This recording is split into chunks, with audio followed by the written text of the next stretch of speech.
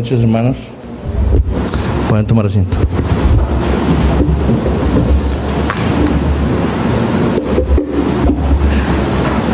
Abrimos nuestras Biblias, Efesios capítulo 2. Efesios capítulo 2.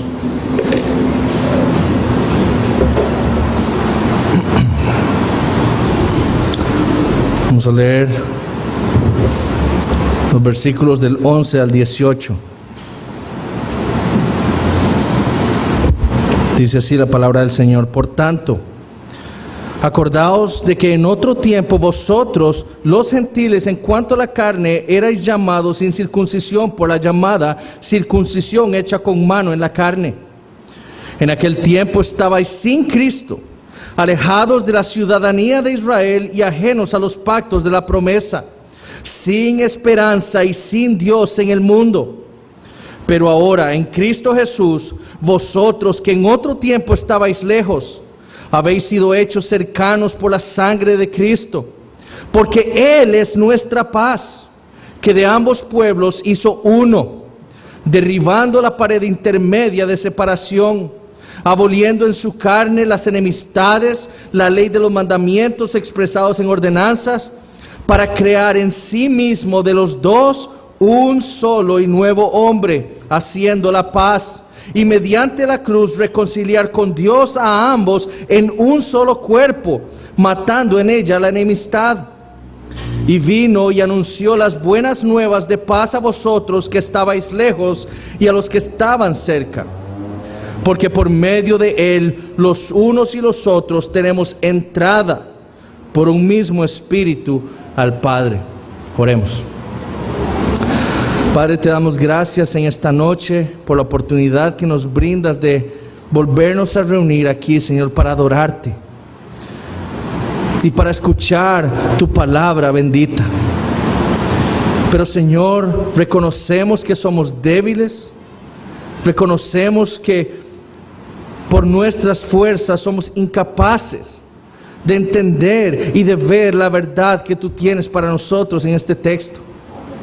Y por lo tanto, Señor, pedimos de tu auxilio, que tú, Señor, envíes a tu Espíritu Santo con poder, para que abra nuestro entendimiento y nos haga entender la realidad de lo que tú has hecho y estás haciendo en la iglesia. Señor, que yo no sea tropiezo para mis hermanos, que tú me guardes y que guardes a mis hermanos de mis errores, para que Cristo sea magnificado en esta noche en la predicación de tu palabra y tú en Él. Señor, que tú conviertas almas, las almas de aquellos que no conocen a Cristo, que les des fe y arrepentimiento y los lleves a los pies de Jesús, y que tú continúes, Señor, añadiendo a tu iglesia para honra y gloria de tu santo nombre. Amén. Sería un error pensar que los creyentes somos como cualquier otro hombre. En un sentido somos y continuamos siendo seres humanos después de nuestra conversión, pero en otro sentido somos totalmente diferentes. Y es lo que Pablo ha venido afirmando a lo largo del capítulo 2 de esta epístola que ya hemos estado estudiando. En el pasado, escribió el apóstol Pablo en el versículo 3, éramos como todos los hombres. Estábamos muertos en nuestros delitos y pecados, éramos esclavos de Satanás, esclavos de nuestra carne, hijos de ira. Además, como gentiles éramos impuros, incircuncisos, dice Pablo, estábamos sin Cristo, lejos de la ciudadanía de Israel, lo que impedía que tuviéramos un conocimiento del Mesías y de Dios, ajenos a los pactos de la promesa, esa promesa del Mesías que Dios le había dado a su pueblo. Estábamos, dice Pablo, sin esperanza y sin Dios en el mundo. Esa era nuestra condición. Nuestro pasado, dijo Pablo, era tan terrible como el del resto de la humanidad. Pero ahora, escribe él, por la voluntad de Dios y por la obra perfecta de Cristo en la cruz, somos completamente diferentes a los demás. Ya el pasado no es nuestro presente ni será nuestro futuro. Ahora, dice Pablo, tenemos vida espiritual. Hemos sido ascendidos con Cristo al cielo. Ahora estamos sentados con Él por esa unión espiritual que tenemos con Él. Estamos sentados con Él en el cielo y reinamos con Él. Somos el poema de Dios, como dice el versículo 10. Hemos sido reconciliados con Dios, pero también hemos sido reconciliados con nosotros mismos, con la humanidad. ¿Por qué? Porque ahora somos la nueva humanidad. Somos la iglesia de Dios. Y repito lo que he dicho todas estas semanas, el punto de esta epístola, sí, es mostrarnos cuál es nuestra identidad en Cristo, nuestra identidad individual. Pero más que eso, Pablo va a hablar en esta epístola sobre la iglesia. Si quieren aprender sobre la iglesia, estudien esta epístola, porque Pablo se enfoca en la doctrina de la iglesia aquí. Y este es el tema que Pablo va a tratar en la mayor parte de esta epístola. Y a pesar de que Pablo no ha usado el término iglesia, solamente en el capítulo 1, versículo 22, a partir de ahora va a hablar de un nuevo hombre, un solo cuerpo, una morada de Dios. El enfoque a partir de ahora va a ser la iglesia. Entonces es claro que Pablo ha dicho que la iglesia, este cuerpo de creyentes, no somos como cualquier persona. Somos diferentes, somos la nueva humanidad. Noten lo que dice el versículo 15. Aboliendo en su carne las enemistades, la ley de los mandamientos expresados en ordenanzas, para crear en sí mismo de los dos un solo y nuevo hombre, haciendo la paz. Ese término que ahí se traduce como nuevo en el original significa un nuevo tipo de hombre, un nuevo tipo de humanidad. Y Pablo lo usa en el sentido de que es algo que no se había escuchado o visto antes. Es algo totalmente nuevo. Y eso, dice Pablo, eso es la iglesia. Un nuevo hombre. Y eso somos cada uno de nosotros como creyentes. Algo nuevo. Hace unos años leí un libro de Michael Green, un gran teólogo inglés, que se llamaba Evangelismo en la Iglesia Primitiva. Ese libro ya está en español y sería increíble que ustedes lo pudieran leer, es buenísimo.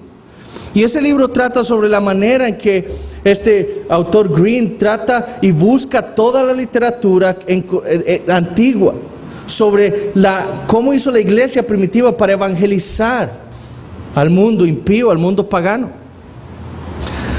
Y en su libro él dice que una de las maneras en la que la iglesia evangelizó a los paganos fue por la transformación que cada creyente había sufrido, por esa gracia transformadora que había tocado a cada uno de estos creyentes. Eso fue parte importante del ministerio de evangelismo. Y él escribe con respecto a esto, él dice: segundo, estaba la impresión hecha por cristianos corporativamente. Entonces, él dice, parte importante del evangelismo era esa manera en que la iglesia se comportaba como cristianos, como iglesia, corporativamente. Y dice, la iglesia tenía cualidades sin precedentes en el mundo antiguo. En ningún otro lugar podría usted encontrar esclavos y amos, judíos y gentiles, ricos y pobres, teniendo comunión y mostrando un amor real el uno por el otro. Ese amor llegaba a los de afuera, y en tiempos de plagas y desastres los cristianos brillaban por medio de su servicio a las comunidades en las cuales vivían. Hoy en día el estilo de vida de los cristianos es muy difícil de diferenciar de aquellos que no profesan fe. Pero esa era parte importante del testimonio de los primeros cristianos. Ellos eran totalmente diferentes. La transformación que Dios había hecho en ellos se manifestaba en esa comunión, en esa reconciliación que había en medio de ellos. Porque entre los paganos se juntaban los judíos, se juntaban los gentiles entre sí, pero en la iglesia no. No eran judíos y gentiles más, como dijimos la semana pasada, eran cristianos, hijos de Dios, adoptados por el Señor en su familia. Y entonces todos se congregaban y eran dados como iguales. El carácter y la vida de los primeros cristianos era tan diferente que los paganos, los de afuera, los odiaban. Esa era una de las razones por las cuales los odiaban, porque eran totalmente diferentes a todos los demás. Eran un nuevo hombre. Ahora esta semana, preparando para este sermón, estuve leyendo la obra de Tertuliano, que era un apologista de siglo II, principios del siglo III, que se llamaba Ad Naciones o Para las Naciones. Y es interesante porque en esa obra Tertuliano trata de defender los cargos que los paganos hacían en contra de los cristianos. Y en el capítulo 8 de su apología él defiende un punto sumamente interesante. Los paganos se burlaban de los cristianos y los llamaban la tercera raza. Así los llamaban, la tercera raza. La primera raza, decían ellos, eran los romanos y los griegos. La segunda raza eran los judíos. Y la tercera raza era esta nueva raza de cristianos. Y los paganos se burlaban de los cristianos de esa manera. Ellos eran totalmente distintos. No eran como las demás razas, no eran otra raza. Ellos podían ver la diferencia entre los cristianos y el resto del mundo. Ellos son, y así decían, ellos son una raza distinta de hombre. Pero lo que debemos entender es que eso ocurría porque ellos tenían una vida y un carácter totalmente distinto. Y por eso eran odiados por los paganos. En un circo en Cartago, en África, la gente gritaba, se dice, Usque quo genus tertium, que era, ¿hasta cuándo debemos tolerar a esta tercera raza? Eso decían los paganos, ellos no podían tolerar el carácter y la vida de estos cristianos. ¿Hasta cuándo los toleraremos? Y nosotros notamos cómo esas persecuciones se desatan en todos estos siglos, del primero al tercer siglo, porque odiaban a los cristianos. No podían estar junto a estos cristianos que tenían una vida y un carácter tan diferente. Y Green escribe en su libro como, por ejemplo, estos primeros cristianos no asistían a las peleas de gladiadores. Ellos tenían prohibido ir y ellos decían no vamos a esas luchas, para no ser endurecidos con la crueldad y para no parecer ante el mundo que estamos diciéndole sí al asesinato, aceptando el asesinato, y no iban a ese tipo de cosas, a ese tipo de eventos que eran tan comunes en el mundo antiguo pagano. Y cita también Green a Teófilo, un líder cristiano en ese tiempo, y Teófilo dice esto de los cristianos de su época: lejos esté de un cristiano concebir tales obras como el ir a un coliseo, ver luchas, pues en ellos reside la moderación, se practica el autocontrol, se observa la monogamia, se guarda la castidad, se ejerce la justicia, se practica la adoración a Dios, se reconoce a Dios, la verdad los gobierna y la palabra los guía. Esa es la característica de estos hermanos en la iglesia primitiva. Luego cita también a Tertuliano, y él dice con respecto a la iglesia: las reuniones se abren y cierran en oración. La adoración, la comunión y el banquete se llevan a cabo bajo el ojo del Padre, como si el Padre los estuviera viendo. A los pobres, los necesitados, los enfermos se les muestra especial consideración. Las contribuciones son voluntarias y proporcionales a los ingresos de cada uno. Son usados para apoyar y enterrar los cuerpos de los pobres, para proveer las necesidades de niños y niñas destituidos de medios y de padres, y de los ancianos que ahora están confinados a sus casas, y a los que han sufrido naufragio. A cualquiera que se encuentre en las minas o haya sido desterrado a las islas o echado en prisión por su fidelidad a la iglesia de Dios, uno en mente y alma. No dudamos en compartir los bienes terrenales los unos con los otros. Todas las cosas son comunes excepto nuestras esposas. Que eso era algo común en el mundo pagano. La prostitución, el divorcio, eso no era parte de los cristianos. Ellos eran diferentes. Y páginas más adelante cita también Green a Justino, quien dijo lo siguiente: nosotros, los que antes nos deleitábamos en la fornicación, ahora abrazamos solo la castidad. Nosotros, los que antes usábamos magia, ahora nos dedicamos al buen y eterno Dios.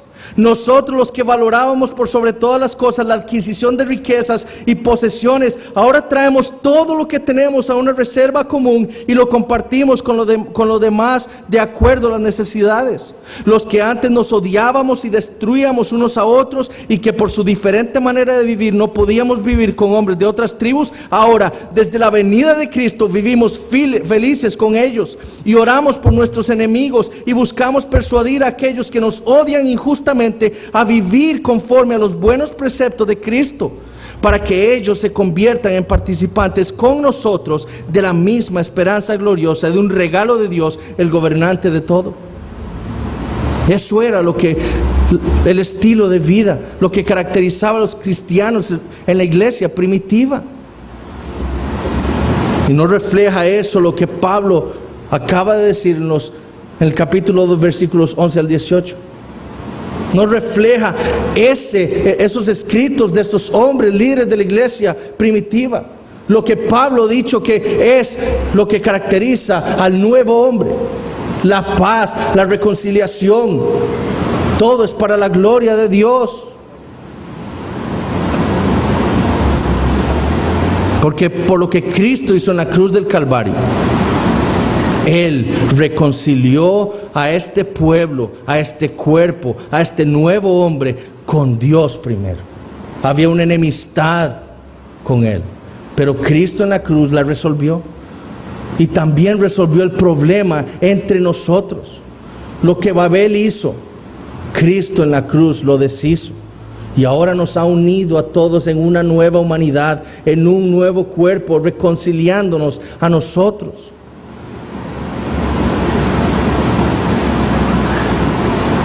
Y esa es nuestra nueva relación con Dios y nuestra nueva relación entre nosotros como hermanos en la iglesia. Ahora todos somos iguales, todos tenemos el mismo acceso al Padre Celestial, porque todos tenemos al Espíritu Santo, y por cada uno de nosotros que hemos nacido de nuevo, Cristo nos abrió esa puerta. Ya no hay querubines impidiendo nuestro acceso al árbol de la vida eterna, que es Dios mismo. Ya no hay un velo que nos separa. No, ahora Cristo lo deshizo todo y ahora entramos con toda confianza al trono de la gracia. Ahora somos un solo y nuevo hombre, un solo cuerpo, tenemos un mismo espíritu. Debemos ver esa unidad que Pablo habla. Uno. Eso es lo que somos. Eso nos hace, hermanos, una raza distinta a todas las demás. Una tercera raza, como decía Tertuliano, una nueva humanidad. Entonces la pregunta que tenemos que hacernos es: ¿por qué es entonces el cristianismo de nuestros días tan diferente? Porque ahora los que dicen ser creyentes quieren ser como el mundo. Porque ahora los creyentes, o los que dicen ser creyentes, quieren tener relaciones amorosas como las tiene el mundo. Porque ahora los anhelos de los que profesan fe son los mismos que los del mundo.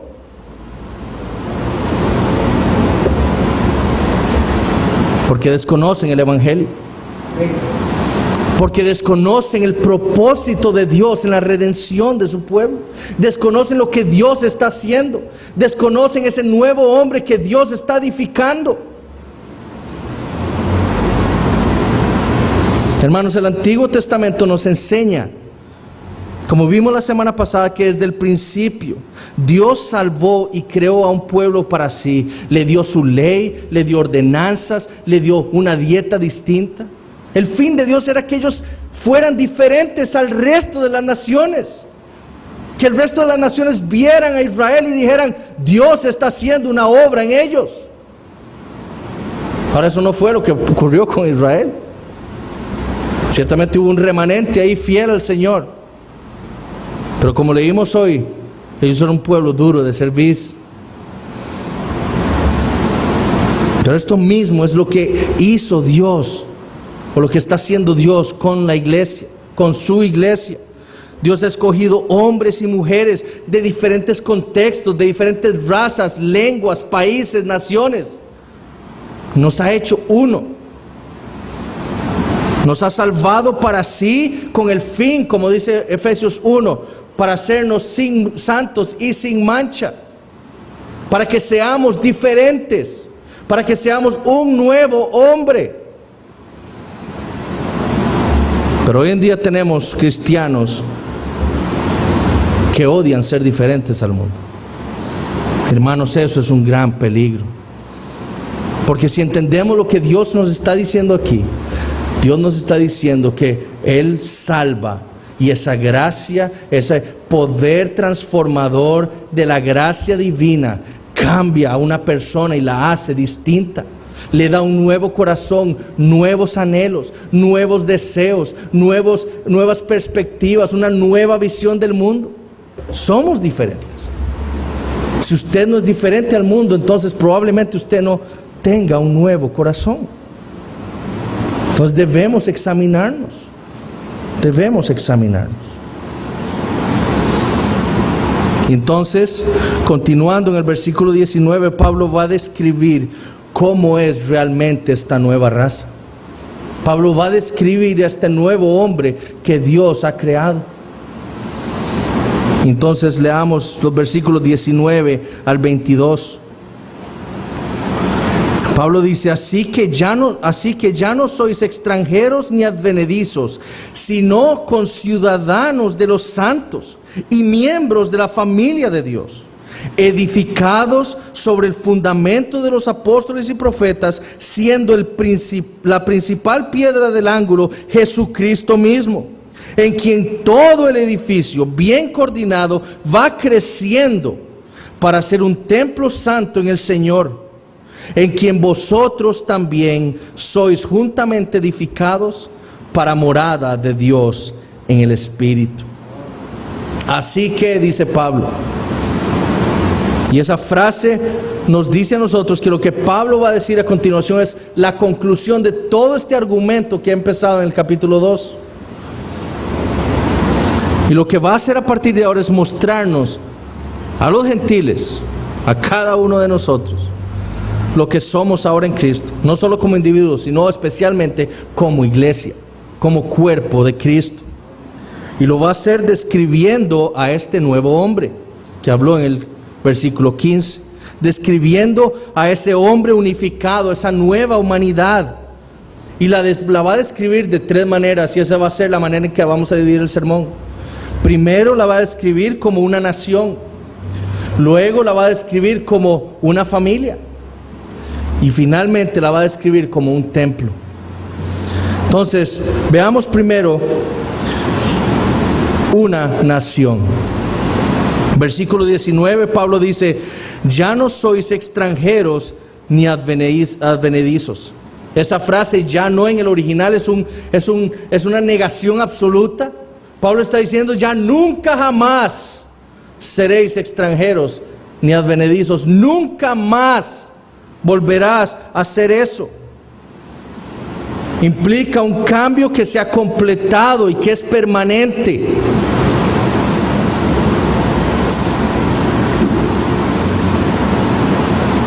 Nunca más volveremos a ser extranjeros y advenedizos. Ahora, algunos de ustedes han sido extranjeros en algún país, ya sea en muchos de ustedes, o en otro país. Y ustedes saben lo terrible que es ser un extranjero en un país. Yo hace unos años fui extranjero por 2 años en Francia, y es algo terrible. No solo no podía votar, eso bueno, no tiene importancia, pero sacar una cuenta bancaria, dificilísimo. Y para poder alquilar un apartamento tenía que tener una cuenta bancaria. Para tener un teléfono celular, internet, necesitaba una cuenta bancaria y no la tenía, y era dificilísimo tener, porque era un extranjero. Un francés no tenía ese problema, él iba y fácilmente sacaba lo que necesitaba, pero como extranjero yo tenía grandes problemas. no tenía derecho al seguro social y por lo tanto si me pasaba algo me iba a salir carísimo con respecto a mi salud. Pero ser extranjero en un país es muy difícil. Y en la antigüedad era igual. Y estos efesios entienden lo que Pablo les está diciendo. Ser extranjero en la antigüedad era también algo difícil. La ciudadanía de una persona era su identidad. Ser un romano revelaba quién era él, revelaba su identidad como persona y como individuo. Las leyes de una nación se convertían en parte de mi identidad. Recuerden cuando Pablo estuvo en peligro de muerte y de ser enjuiciado, ¿qué dijo él? Soy romano. Apeló a su ciudadanía romana. ¿Por qué? Porque él como ciudadano romano tenía derechos, especialmente cuando lo querían enjuiciar injustamente. Y Pablo apeló a esa ciudadanía. Pero los extranjeros no contaban con los derechos que Pablo y otros ciudadanos tenían. Los extranjeros no tenían derechos en la antigüedad. Ninguno. Si una persona no era, por ejemplo, en los tiempos de Pablo, no era ciudadano romano, tenía una vida difícil. Y el apóstol nos dice que ese ya no será nuestro problema. Ya no seremos más extranjeros en el reino de Dios. Ahora Pablo nos dice que tampoco seremos advenedizos. ¿Y qué significa eso? Es forastero. Y el término en el original implica a alguien que tiene ciertos derechos en una nación, pero que, por ejemplo, derecho de trabajar, derecho de hacer una casa, ese tipo de derechos, pero no tiene todos los derechos como los tiene un ciudadano. Y Pablo dice, ustedes tampoco serán más forasteros. Ustedes tendrán todos los derechos.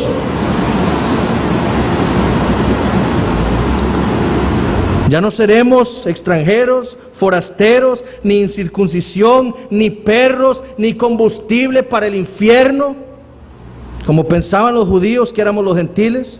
Ahora somos conciudadanos de los santos.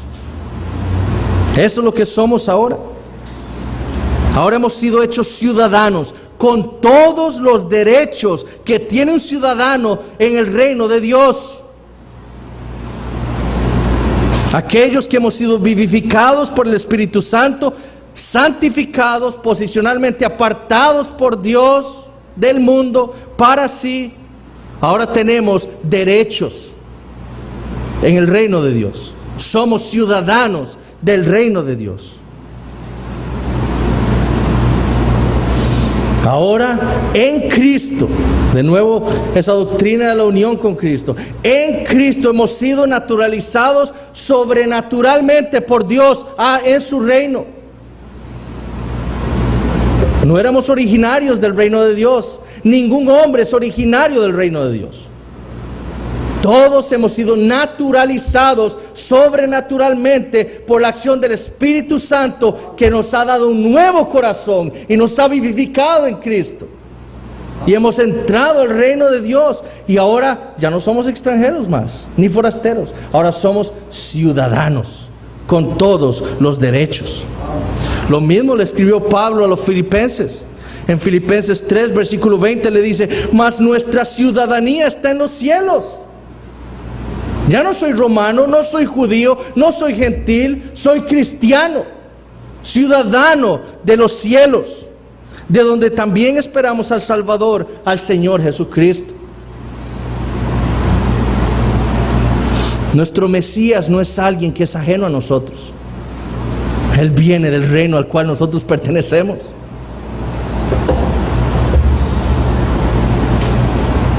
Entonces, como vimos la semana pasada, lo que ocurrió en Babel ha sido deshecho en Cristo. Ahora Dios está unificando esta nueva humanidad que Él ha creado. Y la primera manera es haciéndonos conciudadanos o ciudadanos en el reino de Dios. Ya no soy judío o gentil, ahora soy cristiano, hijo suyo. Y esto conlleva ciertas responsabilidades. Si yo soy ciudadano de Costa Rica, ¿qué responsabilidad tengo yo con mi país? con mi nación. Bueno, yo me tengo que someter a sus leyes, ¿cierto? Esas son parte de mis responsabilidades como ciudadano costarricense. Bueno, ser parte del reino de Dios, ser ciudadano del reino de Dios implica que yo tengo responsabilidades para ese reino. Y si hablamos del reino de Dios, sabemos que estamos hablando de que hay un rey y Dios es el rey. Cristo es el rey de reyes. Y Él en su palabra nos ordena y nos guía.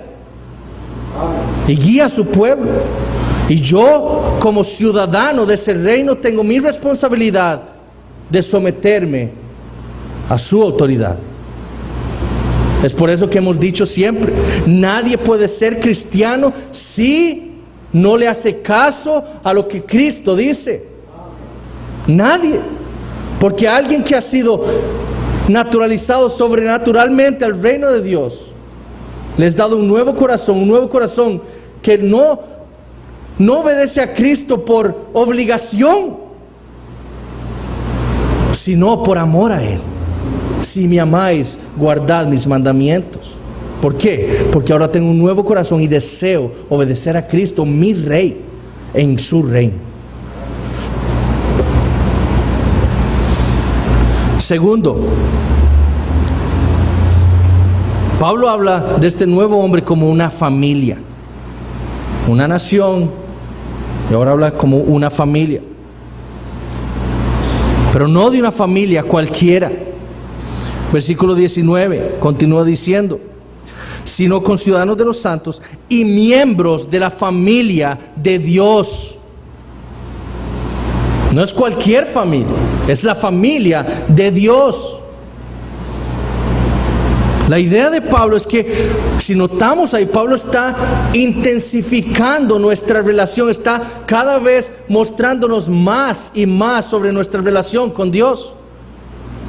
Somos ciudadanos de su reino, estamos ahora bajo su autoridad, la cual amamos, pero también somos parte de su familia.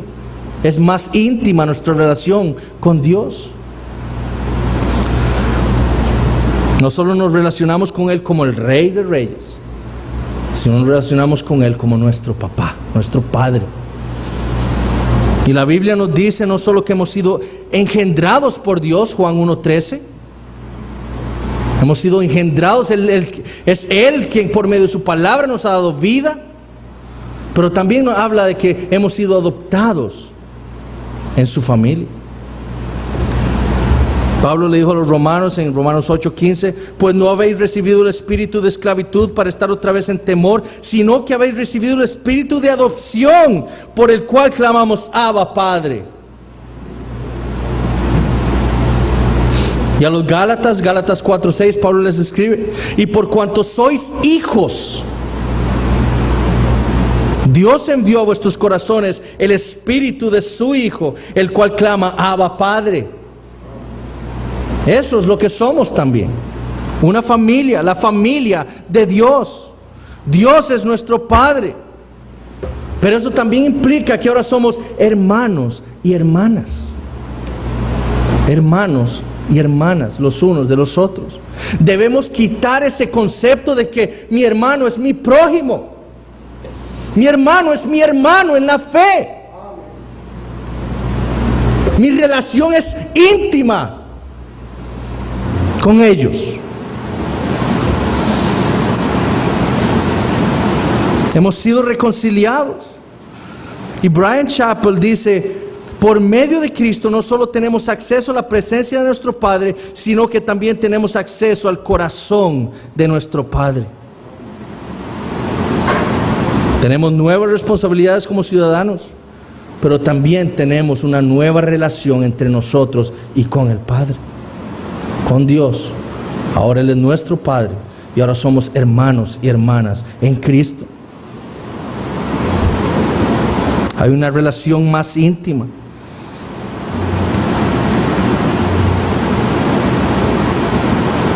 Pregunten a las hermanas ayer lo que pasó. ¿Qué sintieron eso, ellas? Reunirse juntas, tener comunión, orar juntas, pero no en base a cualquier cosa, sino centradas en la palabra de Dios, en Cristo. Eso es lo que las une, eso es lo que nos une a todos nosotros. Somos hermanos en Cristo. Debe cambiar nuestra perspectiva de la iglesia, de nosotros mismos. Somos hermanos. Somos hermanos en Cristo.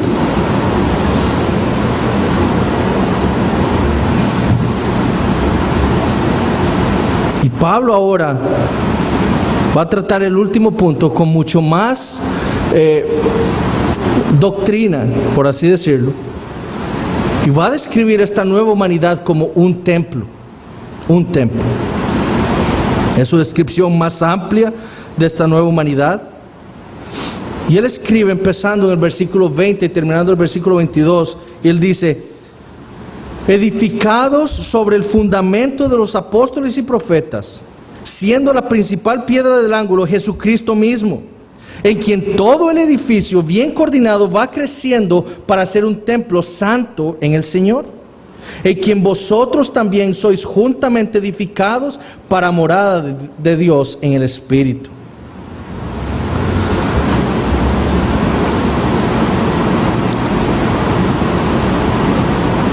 ¿Pueden entender lo que Pablo está diciendo ahí? Ahora esta nueva humanidad no solo son ciudadanos del reino, no solo son hijos del Padre,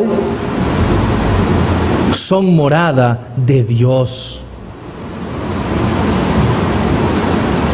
Morada de Dios.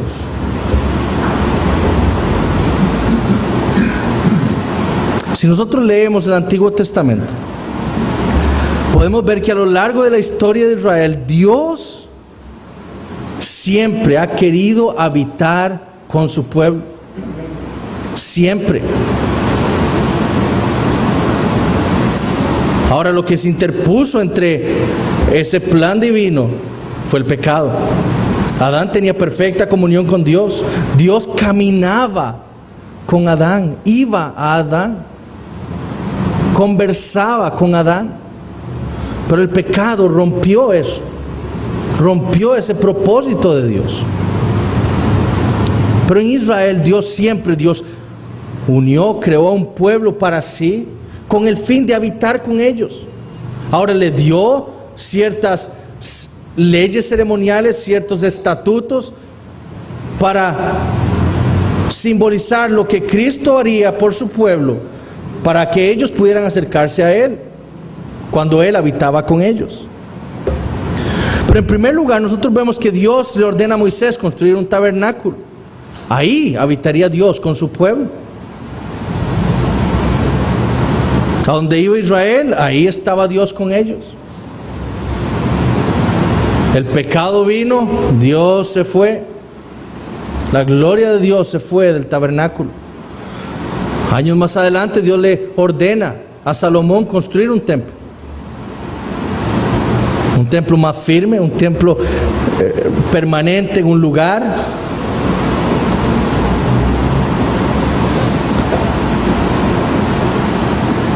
Y después su pueblo vuelve a pecar insistentemente, continuamente, y la gloria de Dios se vuelve a ir.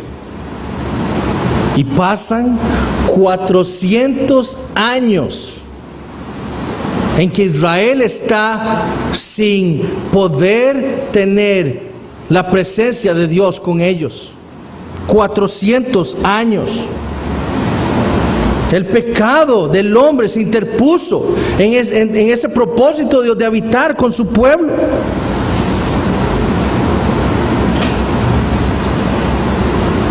$400 años sin Dios, y después viene Cristo. Y el Evangelio de Juan dice: aquel verbo fue hecho carne y habitó entre nosotros. Literalmente puso su tabernáculo entre nosotros. Dios, el verbo encarnado, Emmanuel, Dios con nosotros, vino habitar en medio de su pueblo. Ese es el propósito de Dios. ¿Y qué hicimos? Lo crucificamos. Eso hicimos.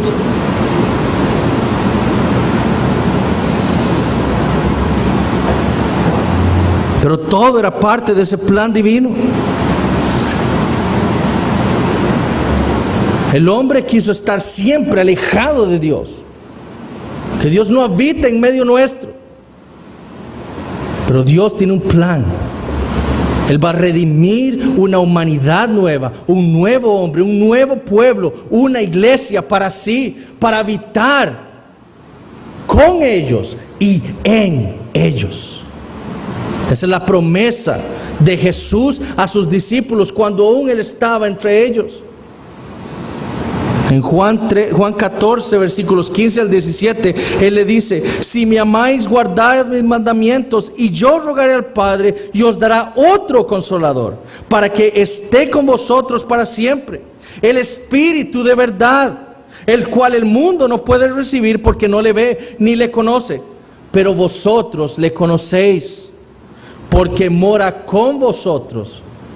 Y dice: y estará en vosotros. Noten ese tiempo futuro en que Jesús habla, estará en vosotros. ¿Por qué? Porque Jesús todavía andaba en medio de ellos. El tabernáculo perfecto de Dios estaba aún en medio de ellos. Todavía no iba a ocurrir esa promesa. Eso ocurriría en el futuro cuando Cristo ascendiera al cielo. Y nosotros vemos en los Hechos cuando Cristo después asciende, el Espíritu Santo cae sobre ellos y habita ahora en los creyentes, en su iglesia.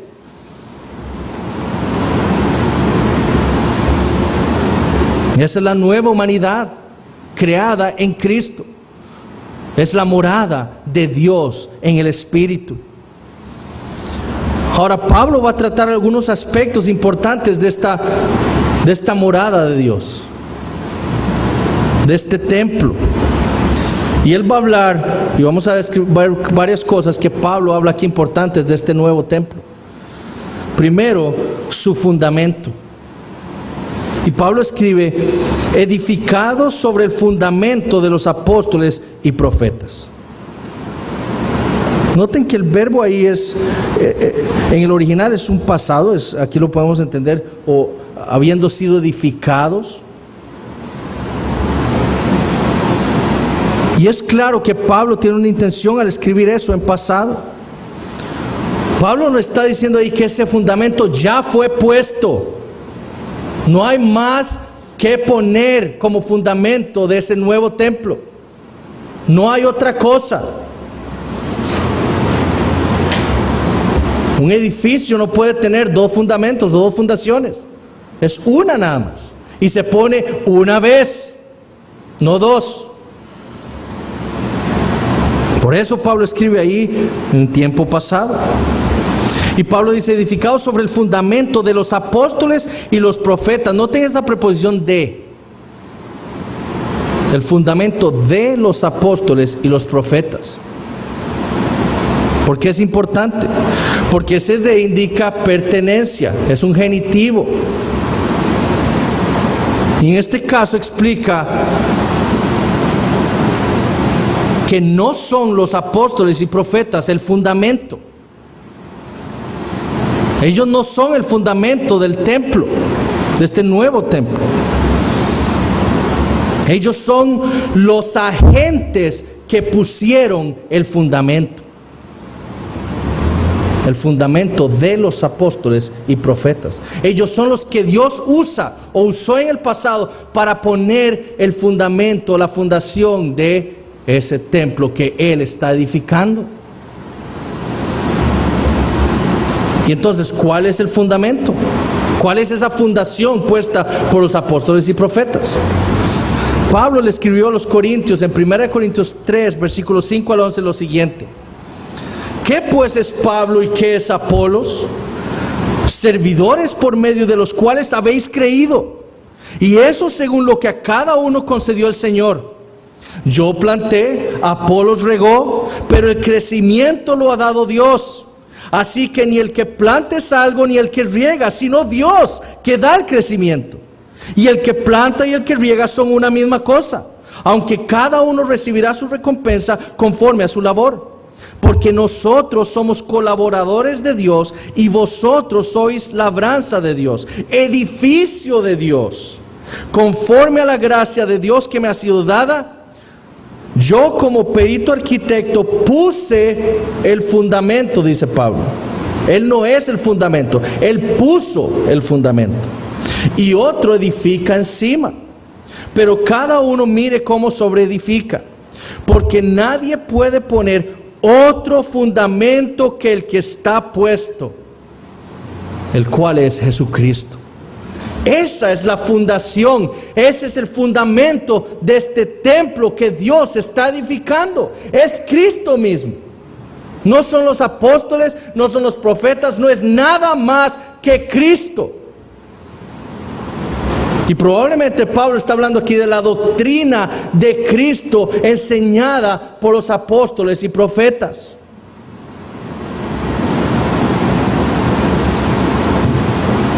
Recuerden lo que dijo el mismo Jesús en Mateo 16, cuando viene de Cesarea de Filipo y le pregunta a sus discípulos: bueno, ¿quién dicen la gente que soy yo? Y ellos le dicen en el versículo 14, unos Juan el Bautista, otros Elías y otros Jeremías o alguno de los profetas. Y entonces les pregunta Jesús: ¿y ustedes quién dicen que soy yo? Ustedes que han estado conmigo, que han visto lo que yo he hecho, ¿quién soy yo? Y Pedro, en representación de los apóstoles, se para y dice: tú eres el Cristo, el Mesías, esperado por Israel, el Hijo del Dios viviente. ¿Y qué le dice Jesús? Bienaventurado eres, Simón, hijo de Jonás, porque no te lo reveló carne ni sangre, sino mi Padre que está en los cielos.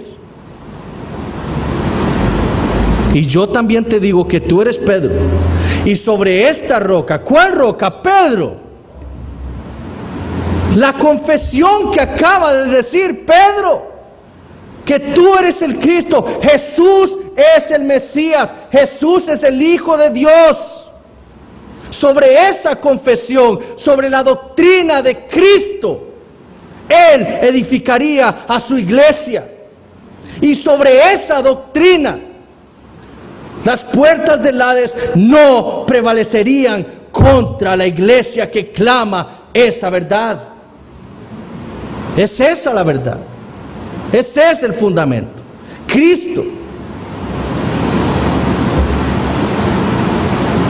Y eso nos debe poner a pensar, hermanos.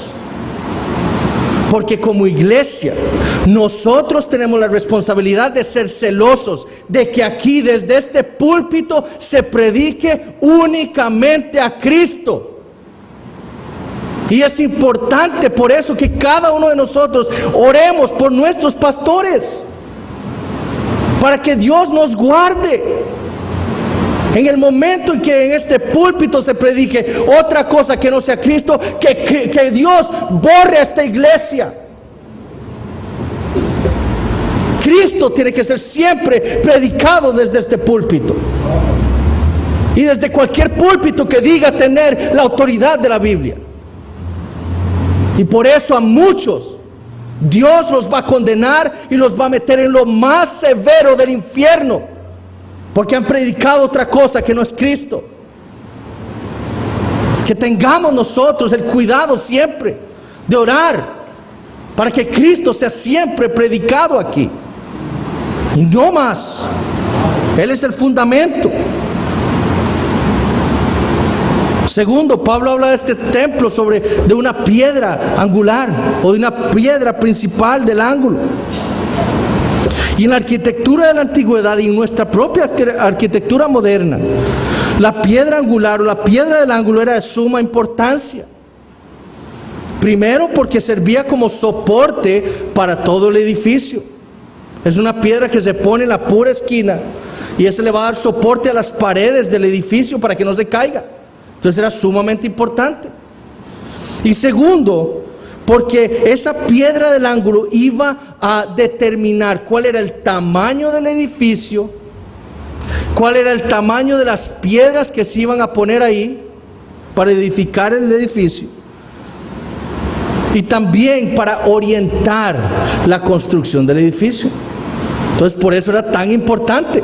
Si usted no ponía una piedra angular, entonces hacía una pared torcida, hacía piedras de diferentes tamaños y al final el edificio colapsa. Esa piedra angular es de suma importancia, especialmente para Pablo y la arquitectura de esos tiempos. Los efesios entendían lo que Pablo estaba diciendo, lo que viene. Quien quiera que sea esa piedra angular es importantísimo. Y Pablo afirma que esa piedra principal es Jesucristo mismo. Él es la piedra del ángulo. Él es quien soporta la iglesia, el edificio que está siendo edificado por Dios. Él es quien determina qué piedra se pone ahí. Él es quien determina el tamaño de esa iglesia. Él es. Y eso que habla Pablo aquí fue profetizado en el Antiguo Testamento. Isaías 28, versículo 16 dice: por tanto Jehová el Señor dice así: he aquí que yo he puesto en Sión por fundamento una piedra, piedra probada, angular, preciosa, de cimiento estable. El que creyere no se apresure. Y el salmista en el Salmo 118, versículo 22 dice: la piedra que desecharon los edificadores ha venido a ser cabeza del ángulo. Jesús, cuando trata con los fariseos en Mateo 21, usa esas referencias para Él mismo. Él dice: yo soy esa piedra que hablaron los profetas en el Antiguo Testamento. Y Pedro también. Vayamos un momento a 1 de Pedro capítulo 2, porque es importante ahí tener algunos conceptos. 1 de Pedro 2, versículos 4 al 8. Y vean cómo Pedro va a usar ese simbolismo de esta piedra para hablar de la iglesia y de Cristo mismo. 1 de Pedro 2, versículos 4 y 8, al 8, perdón. Dice: acercándoos a Él. ¿A quién? A Cristo. Piedra viva, desechada ciertamente por los hombres, mas para Dios escogida y preciosa. Vosotros también, como piedras vivas.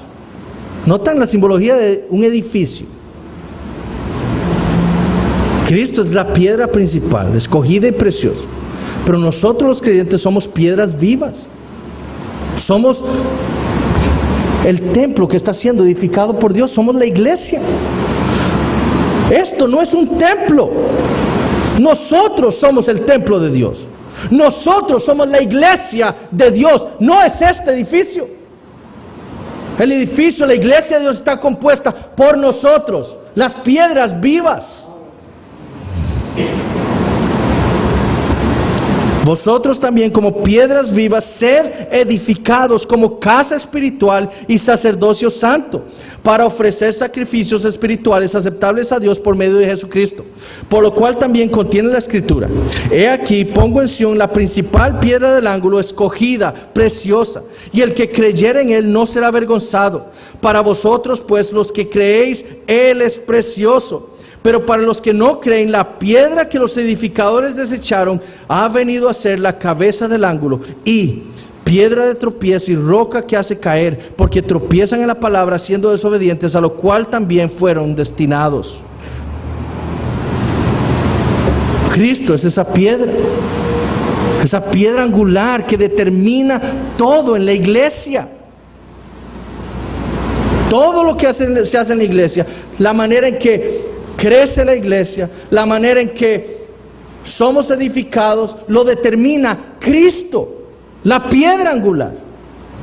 Nada más Cristo, por medio de su palabra.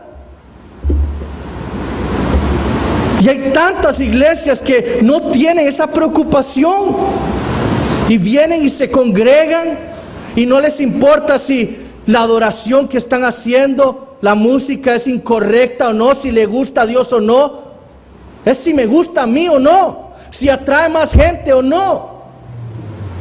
Hermanos, Dios es el que determina cómo debemos adorarle por medio de su palabra. Es Cristo. Él es el quien nos dirige. Y nosotros debemos hacer todas las cosas según lo que Dios dice. No según nuestra propia comprensión, ni nuestros propios deseos, ni nuestros gustos, ni si atrae más gente o no. No, como Cristo lo dice. Nada más. Él es la piedra angular.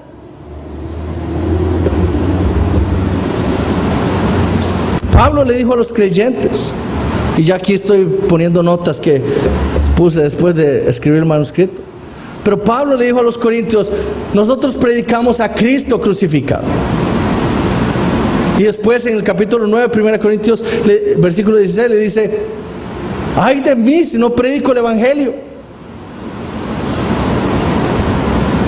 Ese es el propósito. Dios, desde Génesis 3, desde la caída, lo único que le ha dicho a los hombres es el evangelio, Cristo, el sustituto que moriría en lugar de Adán. Eso es lo que Dios mismo ha venido predicándole a los hombres.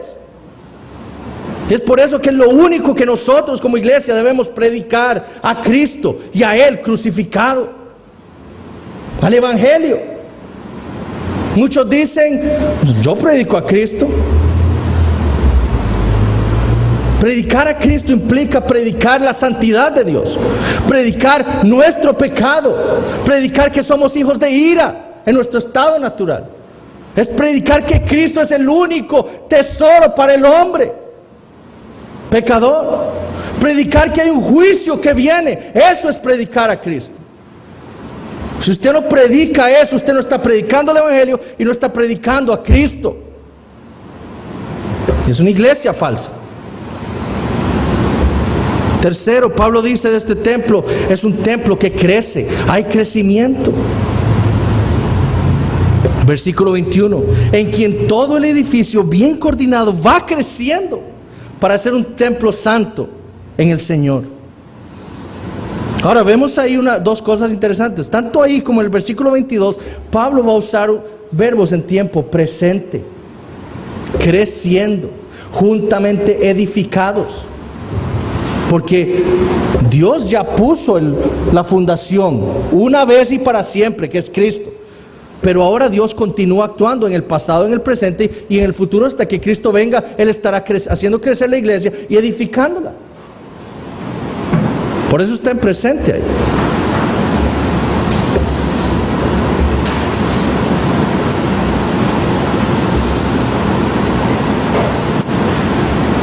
Y si hacemos, Pablo no menciona ahí nada de que nosotros somos piedras, ni piedras vivas. Pablo no lo menciona.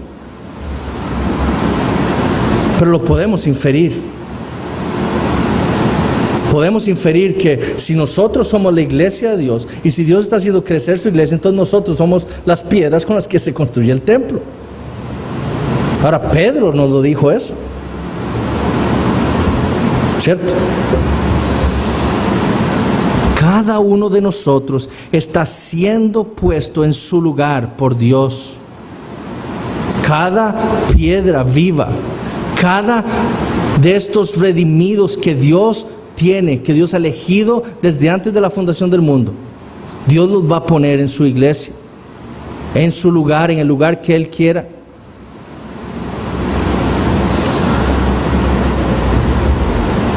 Ustedes saben cómo fue construido el templo de Salomón. Vayamos un momento a Primera de Reyes, capítulo 6.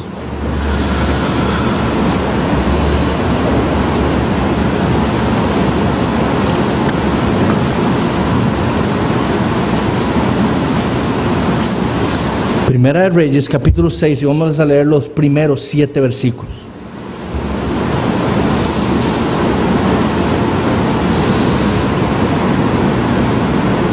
En el año 480, después que los hijos de Israel salieron de Egipto, el cuarto año del principio del reino de Salomón sobre Israel, en el mes de Sif, que es el mes segundo, comenzó él a edificar la casa de Jehová. La casa que el rey Salomón edificó a Jehová tenía 60 codos de largo y 20 de ancho y 30 codos de alto. Y el pórtico delante del templo de la casa tenía 20 codos de largo a lo ancho de la casa, y el ancho delante de la casa era de 10 codos. E hizo la casa ventanas anchas por dentro y estrechas por fuera. Edificó también junto al muro de la casa aposentos alrededor, contra las paredes de la casa alrededor del templo y del lugar santísimo. E hizo cámaras laterales alrededor. El aposento de abajo era de 5 codos de ancho, el de en medio de 6 codos de ancho y el tercero de 7 codos de ancho, porque por fuera había hecho disminuciones a la casa alrededor, para no empotrar las vigas en las paredes de la casa. Versículo 7. Y cuando se edificó la casa, la fabricaron de piedras que traían ya acabadas, de tal manera que cuando la edificaban, ni martillos ni hachas se oyeron en la casa, ni ningún otro instrumento de hierro. Las piedras que se usaron para la construcción del templo de Salomón no se hicieron en el lugar, en el sitio de donde se estaba construyendo el templo. No, cada artesano la hizo en su casa. La talló, la moldeó, la hizo dependiendo de los requerimientos del tamaño y peso, etc. Y agarró esa piedra y la llevó para ser montada nada más en el templo. Así fue como se construyó el templo de Salomón. De la misma manera es edificada la iglesia de Cristo. El Espíritu Santo trabaja silenciosamente en los hombres.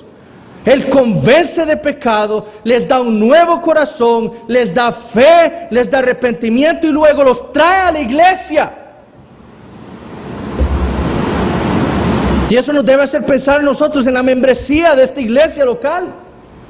Es por eso que un miembro no puede ser alguien que no sea un creyente. Porque estaríamos diciendo como Salomón, usted trae una piedra bruta ahí, después la talla y la monta. No. El Espíritu Santo trae ya una piedra viva para ser puesta en el templo, en la iglesia de Dios. Y nuestra membresía como iglesia, por eso es tan estricta. Debe ser creyente. Mínimo 6 meses de asistir a esta iglesia, en donde podamos ver nosotros frutos, todos nosotros, de que esa persona es de Cristo. Ahora nosotros no podemos conocer realmente cuál es el corazón de esa persona, pero debemos tener ese cuidado de que quien sea miembro de esta iglesia es un creyente, que haya sido trabajado ya por el Espíritu Santo. Además, es un templo santo, dice ahí. ¿Cómo vamos a poner en esta iglesia, poner como miembro de esta iglesia a alguien que no sea un santo? Eso es terrible para la salud de esta iglesia. Tener un miembro que no es un creyente afecta la salud de esta iglesia local. Porque los creyentes son puestos en la iglesia por Dios con sus dones respectivos para que sirvan o se sirvan unos a otros por medio de esos dones.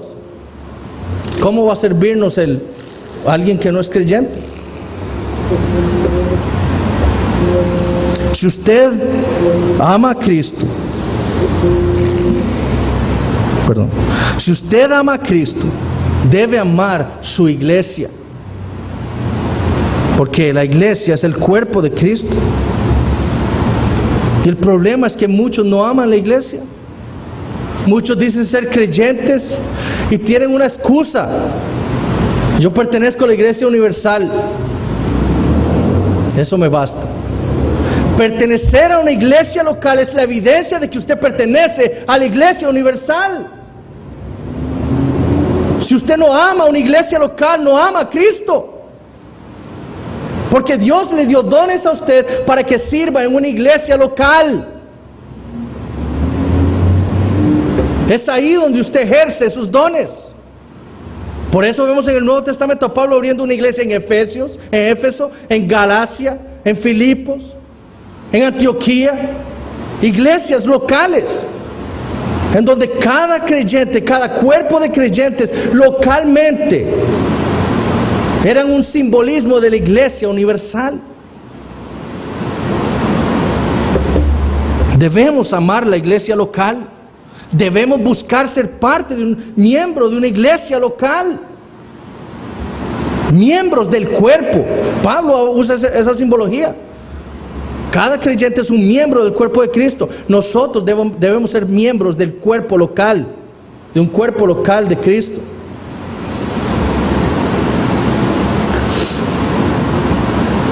Entonces es Dios quien está edificando su iglesia, es Dios quien la está haciendo crecer, pero la está haciendo crecer con lo que ya dijimos antes, con la doctrina de Cristo, con la palabra de Dios. Así es que Él edifica a su pueblo, no solo numéricamente. Dios, vean lo maravilloso que ha sido con nosotros, ha traído nuevos miembros a esta iglesia, nuevas piedras vivas, haciendo crecer a esta iglesia local. Pero también nos hace crecer espiritualmente a cada uno de nosotros. Yo le decía cuando estábamos estudiando en Barranca las marcas de una iglesia saludable, yo les decía que ustedes no tengan crecimiento numérico por 10 años no implica que ustedes sean una iglesia enferma. Si hay crecimiento espiritual entre ustedes, hay salud. Porque es Dios en su voluntad quien hace crecer numéricamente la iglesia. Pero si no hay ni crecimiento numérico ni crecimiento espiritual, entonces sí es una iglesia enferma.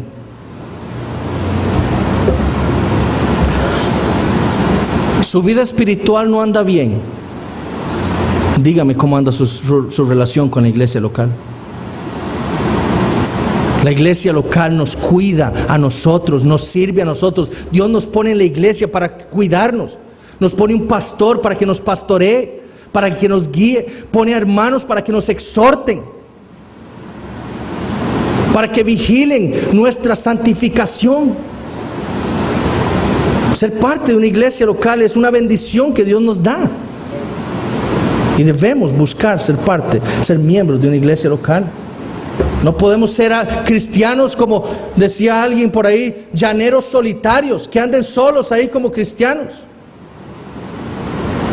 O sea, debemos ser parte de un cuerpo local. Después dice Pablo en el versículo 22 que somos juntamente edificados. Y eso es importante. Vosotros, dice, los gentiles ahora están siendo juntamente edificados en armonía con los judíos. Por Dios, Él nos está poniendo ahí unos con otros, a la par, en armonía, piedra por piedra, que todo calce perfectamente. Y lo que nos une es Cristo. Lo que une esas piedras, hermanos, es Cristo.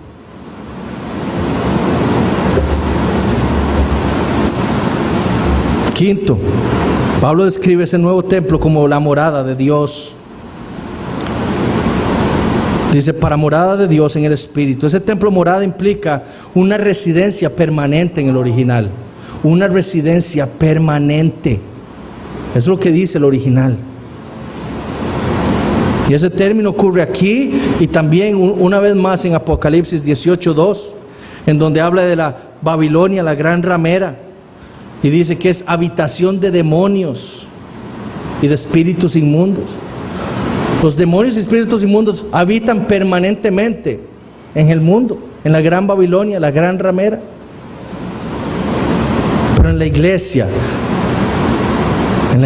habita permanentemente el Espíritu de Dios. Y esta es la promesa del nuevo pacto, hermanos. Ezequiel 36, leemos el nuevo pacto y que dice, y pondré mi espíritu en vosotros, en vuestros corazones. Porque la promesa de Dios desde el principio es esta. Ezequiel 37, versículo 27, estará en medio de ellos mi tabernáculo, mi habitación, y seré a ellos por Dios y ellos me serán por pueblo. Ese es el propósito de Dios. Por eso es que Él está edificando un pueblo para su gloria, pero para habitar en medio nuestro, en nosotros, para que nosotros seamos su habitación. Y eso es una verdad gloriosa, hermanos.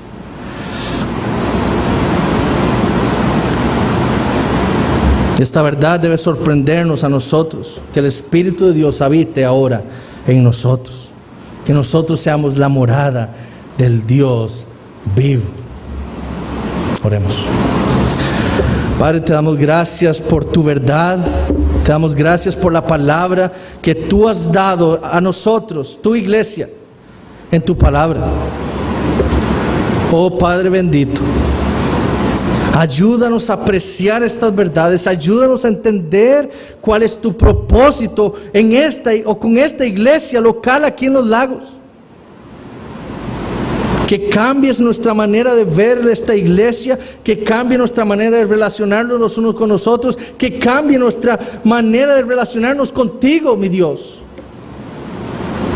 Que tú, Padre, añadas a esta iglesia local, que tú la hagas crecer no solo con más creyentes, con más adoradores de tuyo, Señor, sino también espiritualmente, que tú nos hagas crecer a todos los que aquí a esta iglesia pertenecemos.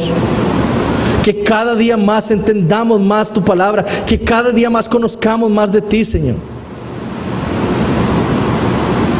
Y Señor, que aquellos que están aquí entiendan que no hay otra manera de estar reconciliados contigo si no es por medio de Jesucristo. Y que tú hagas una obra en sus corazones y los traigas a los pies de Cristo. En nombre de Jesús te lo pedimos.